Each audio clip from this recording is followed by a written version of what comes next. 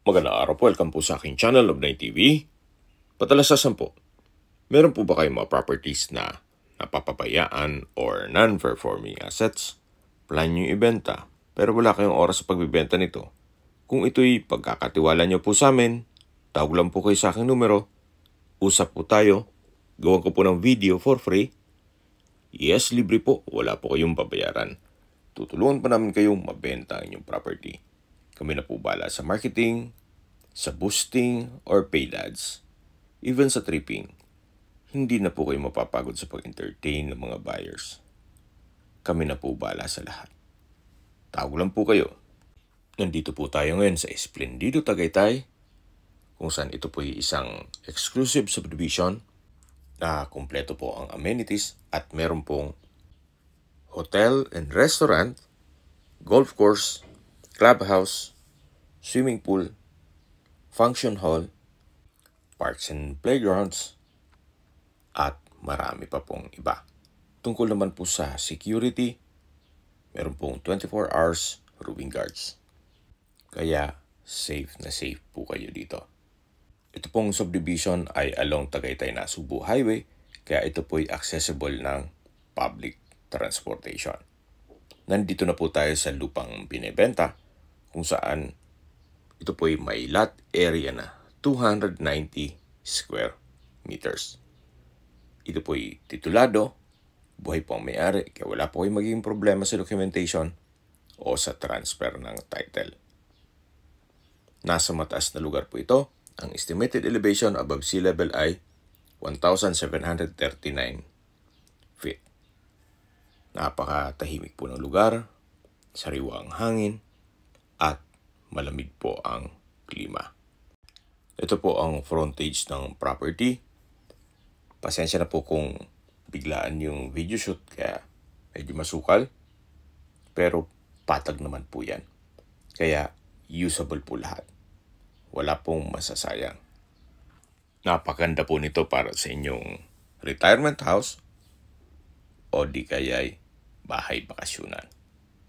Yan po, tunghayan nyo po itong napagandang property kung saan malayo po sa syudad at tahimik po. Tungkol naman sa seguridad, gaya ng sabi ko sa inyo, medyo mahigpit po ang security dito at meron pong 24 hours roving guards. Karamihan po sa mga lupang binebenta dito ay slope ang terrain. So ito naman pong pinipresent ko sa inyo ay patag po. Sa distance, location at travel time portion na po tayo. Mula po sa Twin Lakes, ang distance is 3.1 kilometers at ang travel time is 5 minutes. Mula naman po sa Tagaytay Rotonda, ang distance is 13.9 kilometers at ang travel time is 18 minutes. Kumpleto na po doon, gaya ng malls, hotels, restaurants, banks, schools, church, at hospital. Yan po yung lagi kong binabanggit sa aking video na dapat nyo i-consider sa paghanap ng property, yung meron pong malapit na hospital. Hindi ko naman po sinasabing sakitin kayo.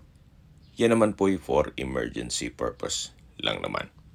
At mula naman po sa Calac-Silang Interchange, ang distance is 29 kilometers at ang travel time is 38 minutes. Ang Calax po ay connecting South Luzon Expressway, Skyway, all the way to North Luzon Expressway at ibang parte ng Metro Manila. Mula naman po sa Manila o sa airport, ang distance is 71.5 kilometers at ang travel time is 1 hour and 23 minutes. Okay, sa presyo na po tayo. Binebenta po ito ni owner sa halagang 14,500 pesos per square meter net. Ibig pong sabihin, si buyer na po ang sasagot sa lahat ng taxes at expenses with regards to documentation. Kung may mga katanungan po kayo, tawag lang po kayo sa aking numero. At sa mga kababayan naman natin nasa ibang bansa, meron po akong Telegram. Sa mga iPhone user man may iMessage. Meron din pong Imo, Skype, Viber at WhatsApp. Same number lang po, 0917-316-3399. Sa mga nagtatanong naman po ng aming Facebook, meron po aming Facebook page na Love9 TV at Facebook Reels Video. Meron din pong TikTok at Instagram. May ibang YouTube channel po kami na Love9 TV channel at Nov9 TV listings. Sana po naibigyan yung video presentation. Paki-like and subscribe na lang po sa aking channel para ma-update din po kayo sa aking future listings. Kung sakali po hanap niyo yung mas malaking sukat ng lupa, meron din po kami ibang listings na pwede niyong pagpilian. Huwag po kayong matubiling tumawag sa amin, then let us know your budget para malaman namin kung anong property pwede namin i-alok sa inyo. Sa lahat pong viewers, subscriber at nagtiwala po sa amin, salamat po sa suporta. Ingat po kayo lagi at yung pamilya.